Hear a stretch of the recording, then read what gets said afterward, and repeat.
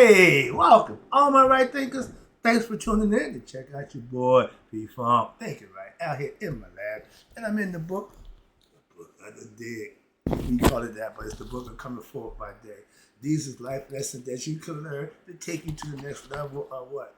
Gaining consciousness and knowledge of self. Let's talk about it.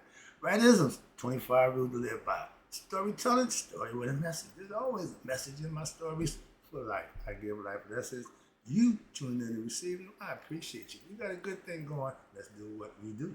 Right thinking mission, and I'm on it, is to enlighten, inspire, educate, and motivate you, the individual, to a higher spiritual level of enlightenment.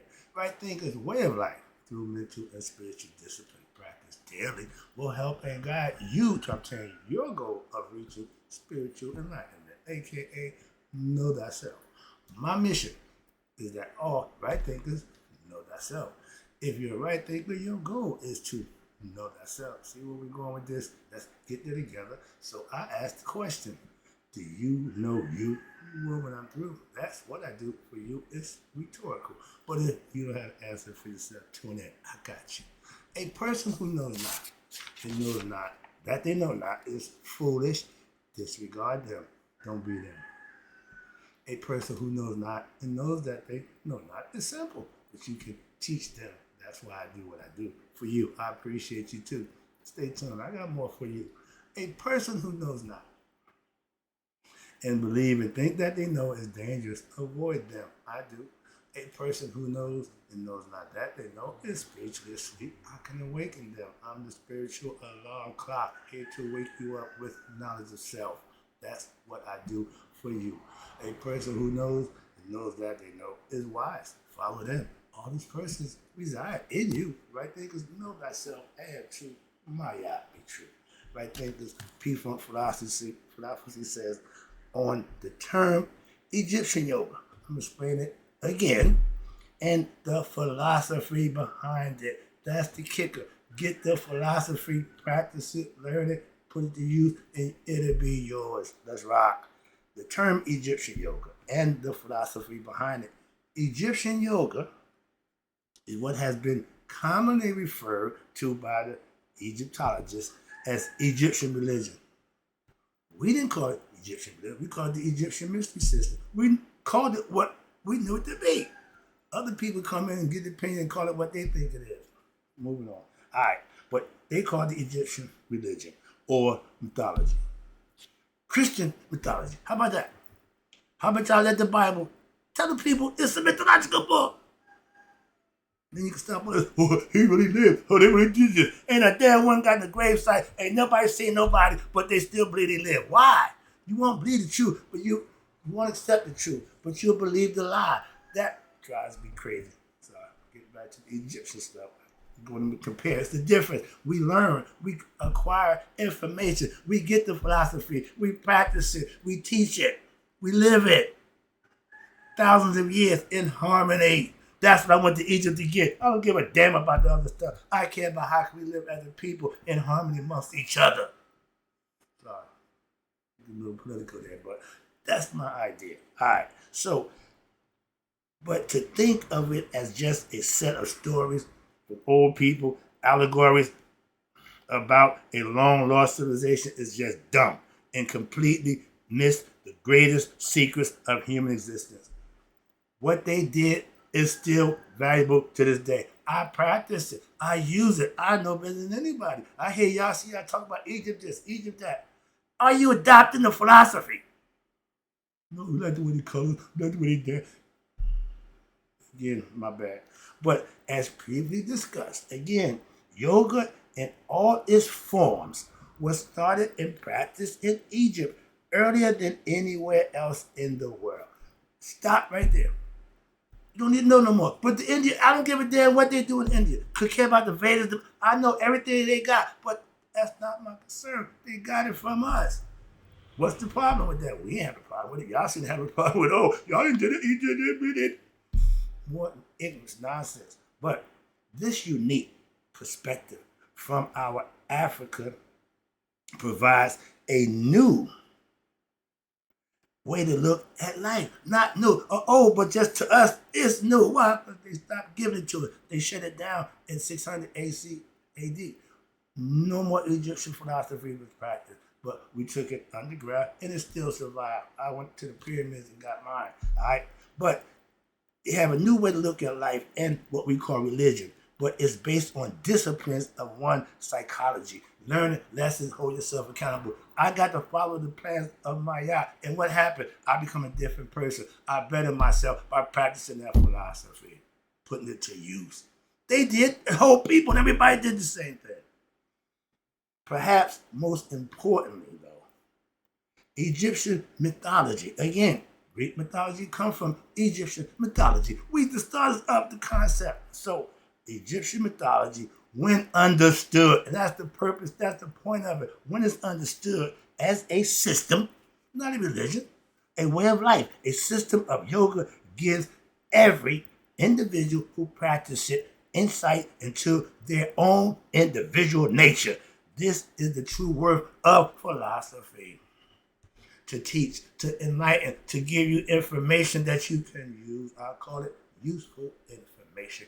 I give you information you can use. Why? I do. I'm giving you what I do. Not, well, don't do as I do as I say. The hell no. That's the worst parenting concept ever. And a lot of people live by that concept. Yo, I tell you to do this, but you ain't doing it. Don't look good. It don't. You look real hypocritical, and that's what the hypocrites do. They'll say one thing and do something else. Ain't no balance in there. You see that? I put it that way purpose. When the balance, what they say match what they do, now you got balance. You can trust them.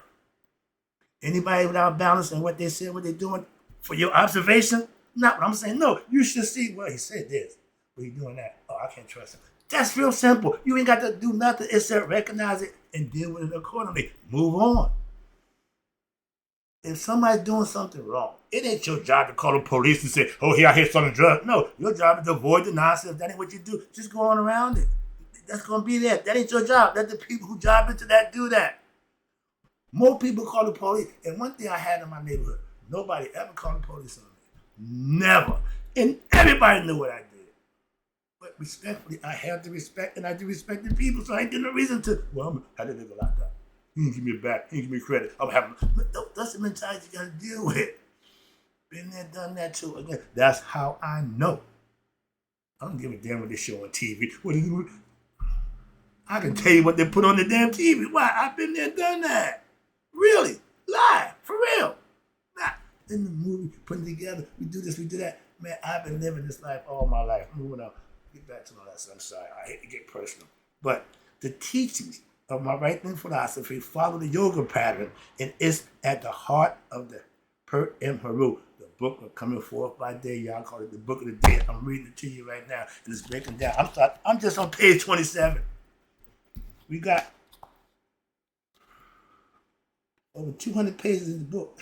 Okay, so I got a lot of information in this book about what I'm talking about. So let's go. Sorry about that. But the teachings I get coming from the book coming forth by day. And the yoga is a Sanskrit term to unite you, the individual, to God, the cosmic force.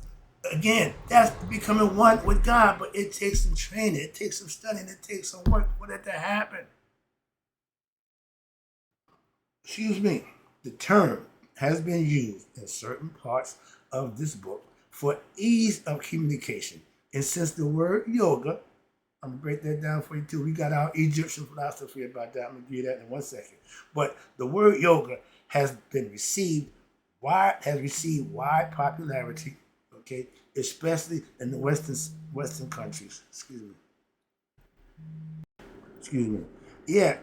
Excuse me. In the Western country, in recent years, everybody, yoga this, yoga, everything about yoga. All right, okay, that's fine.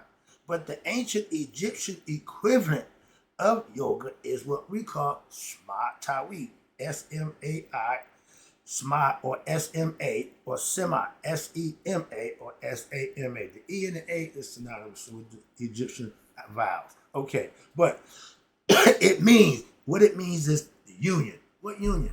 Union your lower self with your higher self, with your consciousness becoming open to your higher self, and the following determinative terms give it a spiritual significance. Why? Because it's all done internally. That's where the spirit is. The spirit is not external. Everything spirit is internal.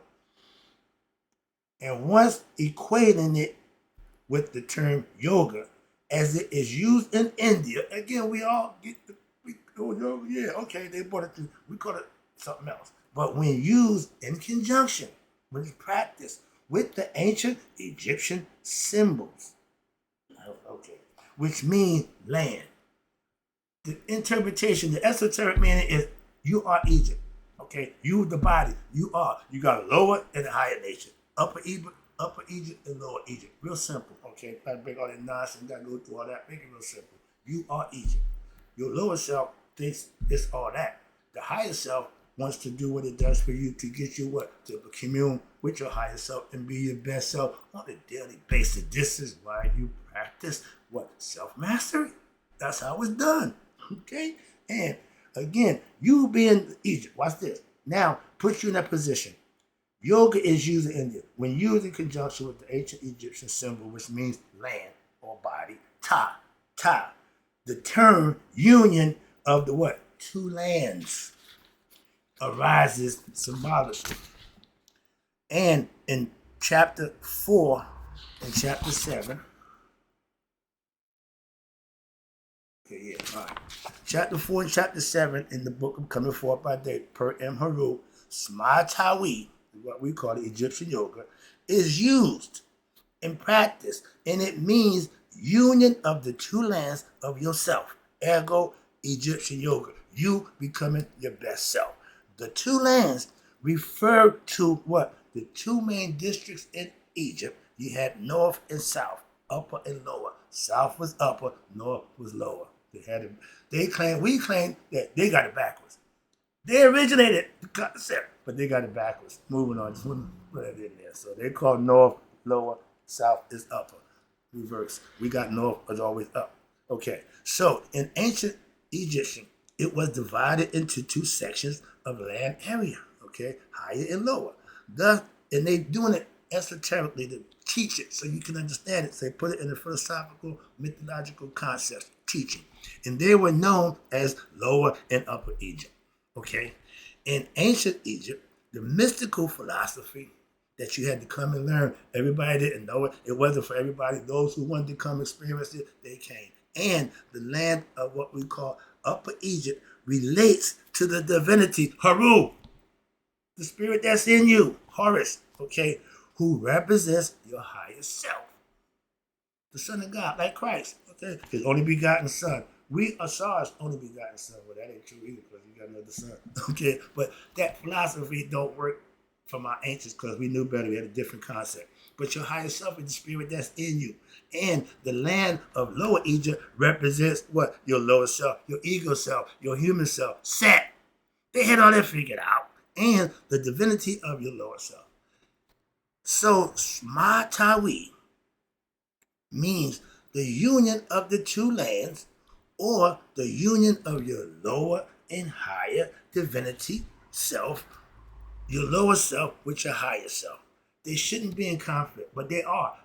Set and Haru fought for 80 years, every day, trying to outdo the other. Why? Because Set was the king, but he shouldn't have been. Haru was the heir to the throne. So that's you. You fight within yourself. It's an ethical and moral war that you have to win for yourself. In the end, you will be judged by how you handle that fight within yourself. That's Judgment Day. Whatever you do between them and the damn thing. But halfway at it. But you will be judged on what you say and do. Remember that. And the rest is up to you. Now, if the action you commit, if you want to suffer the consequence of that action, have at it. If you don't commit the action because you're going to be responsible. We teach that to our young. So we got to understand that early in life, so get better at it. So Smatawi means the union of two lands. The union of the lower self with the higher self. The lower self relates to that which is negative. Okay? Lower level, beastly nature, animalistic, okay, instinctive, egoistic, and it is uncontrolled in the human mind. I mean, you are weak constitution, you got a weak mind, your ego is telling you to do this when you may not want to do it, but because your discipline, self-discipline is weak, gives into the ego self. Let's go. So while your higher self relates to that which is above temptation, there you go, and is good nature in your human heart. Right here, love, right here. So all this is less. This is teaching. Now I'm teaching. I get excited. So the passion is in making my point. Nothing else. All right. So roll with me. Hey, and the good heart, good-hearted people. I can roll with you if your heart is pure. I tell my wife all the time. I deal with all of the nonsense that come with your pure heart, and there's a lot. But because of the pure heart, I tolerate that. My other two past exes didn't have a pure heart. I can't deal with that. I can't change your heart. That ain't my job. Okay? So if you ain't good-hearted, I can't deal with you. And men, sisters, you should recognize the heart of the person you're dealing with. That's your job. Okay. So that's Anubis. Your discernment. Is this guy for the crap or what? Is she egotistical? She high maintenance or what? Those are decisions every individual got to make for themselves when you pick it and mate. Okay. Wow. Thus, we also have the ancient Egyptian term Shema Haru Set. That's a picture of two guys right here. I showed you before. Let me show you again. This is you. This is going on inside you, the eternal fight. Lower nature, higher nature. They both doing the same thing, tying down the breath that comes into the life. They both are identical from the waist, from the neck down. They're the same. Okay, one is higher. Higher, you got the lotus flower. Lower, you got the papyrus flower. And all flowers they write on the writing paper, but the lotus flower was from the upper. Again, they're two different things in the same person, and that's the decision that Mayat teaches you to have that balanced understanding, right from wrong. And your decision should be what to do, right? That's how I live. I put that as a priority. That's what makes the difference. Learning it, knowing it means nothing. Practicing it changes everything. Trust me. All right. So now let's talk about Haru Set. I just showed you. That's the union of Haru, higher, Set, lower. So Shema Tawi or Shema Haru Set are the ancient Egyptian words which can be translated into Egyptian yoga. That means it's an eternal war going on between Haru and Set. That's you. You got to become the deciding factor. Haru supposed to win in the end. Y'all got the bad guy. In ancient time, bad never prevails. If bad prevails, the world comes to an end. If the prophet stops Ra, we got nothing. So the bad guy can't win. The bad guy can't win. It ain't made that way. It ain't built that way. The bad guy will continue. Why? That's the devil. He don't stop trying to win. He gonna stop fighting. Every time Rod take a prophet out to shine for the day, he gets his prime. Yeah. But guess what? Soon as he get back at the end, Rod, a prophet is right there to do it again. Why? That's how it goes. Nobody giving up. You got to fight. You got to win the fight. The battle in life. And again, these are the yoga concept. Start for yoga. See these 4 signs right here? Sema, the connection between two coming together, higher and lower. I just showed you the picture, Haru and Set tying down. That's the trachea. That's the air coming to, they represent the lungs. This one is Nefer. This is Nefer. This is your trachea connection to the heart. That's the beautiful thing. That's what makes life. And this is the life giver, showing you male and female. Female womb, male providers, the offspring, either male or female. So they ain't got one thing. The option is always male and female. That's balance. And this represents Hotep, supreme peace. You becoming one with your higher self, breaking bread with God, so to speak. Pay attention, it's about to get good. Now, I'm going to break down each one of the signs for you right quick. And I got another page of information, so stay with me. We rolling now. We're doing good. Pay attention. So I just showed you above, from left to right, are the symbols of what we call Egyptian yoga. SMA. S-M-A for Sema, meaning connection to things. Nefer. And we take all the vowels out. The real Egyptian conversation, you will not see vowels. Okay? All consonants. We laugh at the Czechoslovakians. They got about 4 or 5 vowels back to back to back. Consonants. They don't use a bunch of vowels either. Okay, they got that from us. So, Sma, okay, Nefer, and the Ankh, and Hotep. Those are all the signs I just showed you. Break it down for you. The ancient Egyptians spoke a language of symbols. A picture's worth 1,000 words. We spoke a lot more with pictures than we do with words. That's the starting concept. And that's why the metronetic was in hieroglyphic picture form. Right now, the cash register. If I went to McDonald's, I couldn't work the cash register. I don't know what the hell those things are. I look at them, what the hell is that? What happened to the numbers? Come on, man. So yeah, I'm like a dinosaur. I don't need to be behind a counter in no store. Why? Y'all got modern technology that I'm not aware of. I'm not. No, I'm not adapted to this new stuff. Okay, I feel funny, but that's the fact. All right, here we go. So the ancients, they used the symbols to make points. Now we're gonna start with the Egyptian language. They use symbols to provide our first historical recorded of yoga philosophy and religious literature. We wrote stuff down so you can read it. The Indian culture of the Indus Valley, they called the Dravidians, and they also had the Harpies. They was a group of people who were intellectual and had philosophical points of view. They wrote a bunch of stuff down. They had philosophical points of view that was on point. And the Harpies, all of them appear to have carried it on and expanded on it much of the intellectual expression. They made it make sense to them in the forms of, we call it the Vedas, Upanishads, the Puranas, okay, the Tantras. All these are ancient spiritual groups that had texts and literature that teach what they were practicing. The hieroglyph, there we go. Measuring letter by the Egyptians, hieroglyph by the Greeks. Nefer, N-F-R, means Nefer, and it's spelled N-E-F-E-R, and it's close to the pronunciation of what? Neter. Nefer is the endocrine part of the body, the trachea and the heart. That's a beautiful thing that connects us to give us life. And watch this. Simmer, first the simmer.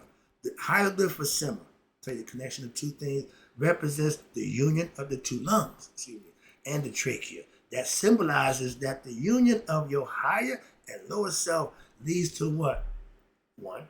Everything leads or comes back and started from the one. Okay? Everything is programmed for the one. The Nefer, that's the close pronunciation to the netter, God, and it's expressed in the union of your heart and your trachea. Again, it symbolizes that which is the most beautiful thing. Why? Breath, air, to keep the heart and lungs working. The heart breathing the body, the highest good, okay? And the greatest achievement, life. The hieroglyph for the Ankh. There we go, the key of life. The Ankh is symbolized the union of what? Your male aspect, cross temporal, that's the part here, the bottom part. And then you got the female circle, the eternity, the womb, where everything comes. That's the portal that y'all keep talking about. It's in the woman's belly, okay? It's in her. Aspects of the what? Oneself that leading to the transformation into an androgynous being. We are physical beings. When we the spirit is neither male or female. That's for the body. The physical body needs to be male or female. Why? Because that's the physical life. And in order to reproduce, you got to have male and a female, the giver and the receiver. Okay. But thus, you have two that's want to be. When we having sex, that's two wanting to become one. You trying to get in there. She wants you in there. Yeah, y'all going at it. That's intercourse concept. And we break down the etymology of the word. Everything say what it means. It means, it's said, it's clear. You just got to recognize and understand the definition. A lot of people misinterpret words and they know the meaning, and they really don't. Just learn it. In school, they gave the word, gave the definition, and told you to put it into a sentence. Learn it, put it into a sentence, see how you use it so you can communicate. The art of communicating starts with learning the words, the definition of words, how to spell them, and how to use them. I'm way past that. So that's all elementary, my fellows and sisters. But that which is a beautiful thing, the greater good. We're dealing with the Ankh. The Ankh represents life. Why? You got the female part aspect of oneself. And then you got the Ankh was also later, you ready? For the two becoming one intercourse, the Ankh was also later used in Christianity and Hinduism. They like the cross. They use the concept of the cross, okay, as their symbol of divinity. Christ, stretched out, okay, the cross, the feet, and that's y'all concept. It's all symbolical though. It ain't literal. Y'all making it literal. That's where you mess up at, Christians. Moving on. I ain't got time for that right now. Thus, what's this? Okay, the divinity. So therefore, the Ankh is a unifying symbol. We know that. Okay, just like the key of life. Unifying what? Man and woman and the offspring. We got that covered. So the cross is a male concept. Why? The phallus. You got two phalluses. That's not good. Moving on. That's why it's death, because it don't produce nothing. What the hell is that? All right. So the ankh is really the unifying symbol of male and female. Okay. The cross is not. Big difference. In which links Egypt, India to Christendom. Y'all stole an aspect of our symbol and use it for your own. Okay, have at it. But the hieroglyph, the last one, Hotep, it symbolizes what we know to be supreme peace. When you become one with God, you have reached supreme peace. The final abode of human nature will satisfy your desires of the soul. You no longer care about physical or material things. That's how you stop the suffering. I just put that's not today. You're going to suffer until you figure it out, okay? Until you get enlightened, until you know yourself. Everything is important except that. That should be priority one. I just watched my man Ike tell you what. Get the kingdom of heaven first, and everything else you want in this material world will be given unto you if that's what you want. But get God first. I agree 100%. And I'm a bit more Christian than the man in the moon. But I know what makes sense. I ain't got no problem with what they say. Y'all just ain't doing it. That's my issue with the Christians. And when your desires for the spirit or the physical part is done, now your soul is union with your higher self. Now you become conscious of who you really are. This material world means nothing. Why? You're going home for eternity. You're trying to get to immortality with your conscience intact. That's the difference. And then just you die, we all go to heaven. No. Why do you think we living? We here for a reason. This is the test of life. You got to pass or you come back until you get it right. It's just that simple. It's called reincarnation. Let's go. I'm trying to help you stop the reincarnation cycle by what? Knowing yourself. Oh, man. Sorry. Oh, man, let me get this out there while I see the clock. This is going to be a two-parter. I see it already. All right. But yoga, again, yoga. Egyptian yoga, it encompasses many myths. That's what the lessons that we teach you. You're going to learn these things, different ones that teach different lessons in life. And the philosophy that you can follow by learning and practicing them, and you become a master of yourself by following them, learning them, which would lead you to the reunion of your soul, which is what? Your higher self. That's the purpose of right thinking philosophy, to get you to that point for yourself. And watch this. Where we at? Where we at? Oh, no. Myth right here. Which lead to reunion, your soul with your higher self. That means your conscious, your lower self, had to acquiesce to the higher self, and it will. And he'll be your best worker. Set is the one you want working for you. Okay? So ancient Egyptian religion involves three major theological branches that's based on what we call the Trinity of God. God, Amen, Ra, Ptah. Here we go. Now I'm about to teach the three levels of God, three concepts. Amun means hidden. Ra means seen. Ptah means manifested. That's what God is. And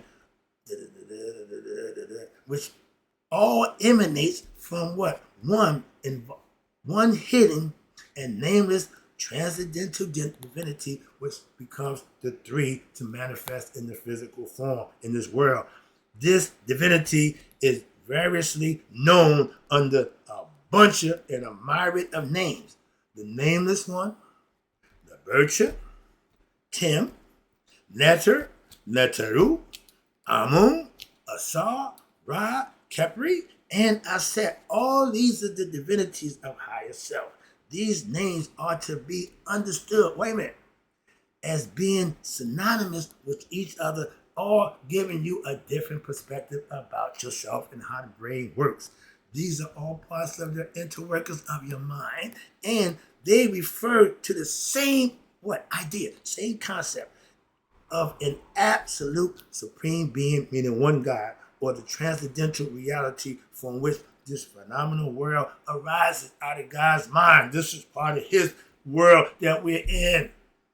All him. Like in your dream, it's all you. You want to bring people into it? That's your decision. They're not coming because they want to. You bringing them all right because it's your world. They use the concept of the ocean. We just waves in the ocean. And a lot of us think we just a wave and forget that we part of the ocean. That's the concept. We all are the same thing. Believe it or not. And some of us do, some of us don't. Your choice. Moving on. All right, let me get this over with right quick. I'm almost there. So your central and your most popular characters in the Egyptian concept religion was Asar, is Haru, who is an incarnation. Again, this y'all got the concept from Christ being the only begotten Son of God. Asar, what's this? Asar is Haru in the spirit, who is an incarnation of what? His Father. And when this physical life is over, once you champion this, once you master this life, prove yourself worthy, you go back and sit with your Father forever. That's the idea of the right hand of the Father. Okay? I get the concept. Y'all just miss it. But when you got Asar represents spirit.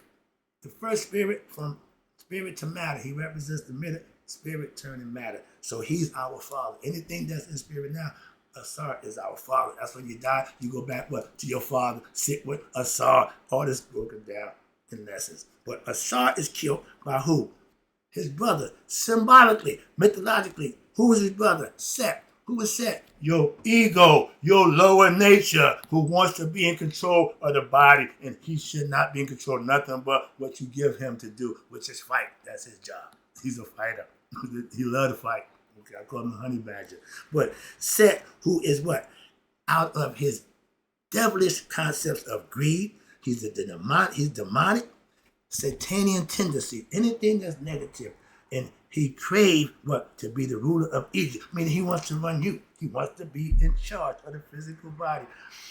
I got to keep going. I can't stop. I got a little bit more, but this is good stuff here. I'm rolling right now, so roll with me. And with the help of Tahuti, which is your conscious, your mind, the thinker, the God of wisdom, Aset, which is the great mother, and Het Haru, which is his consort, his girl. Haru prevailed in the battle against who? His ego, his Set, his uncle, for the rulership of what? Himself. Kemet. Kemet represents you. Egypt, your body. The new one, Egypt. The old one is Kemet.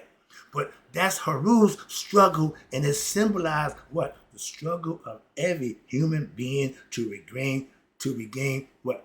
Rulership over oneself by your higher self, and to subdue your lower self. That's the fight that Haru and Set goes through. That's the fight that's in you. You got to become Haru by what?